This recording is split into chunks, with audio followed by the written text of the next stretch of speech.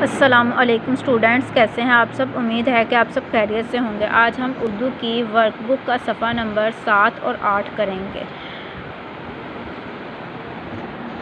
سبق نمبر 3، اللہ تعالیٰ۔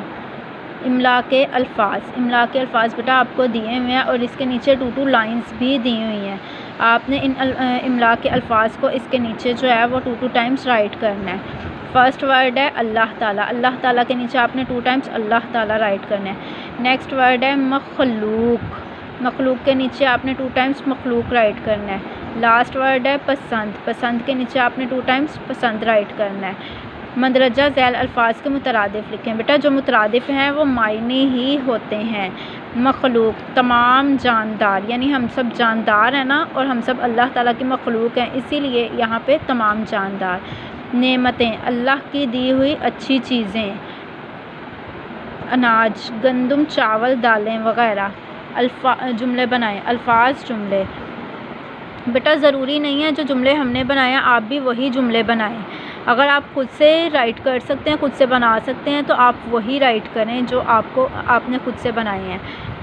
عبادت اللہ کی عبادت کرو۔ پھل میرا پسندیدہ پھل آم ہے۔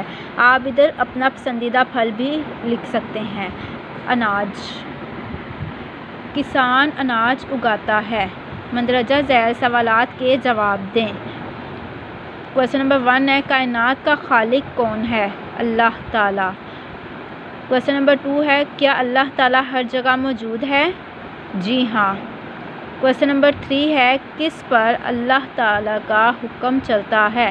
تمام مخلوق پر۔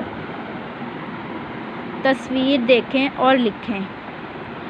دی گئی تصویر کو غور سے دیکھیں اور اللہ تعالیٰ کی بنائی ہوئی 4 چیزوں کے نام لکھیں۔ یہ تصویر آپ کو دی ہوئی ہے، اس میں سے اللہ تعالیٰ کی 4 چیزوں کے نام لکھیں جو اللہ تعالیٰ نے بنائی ہیں۔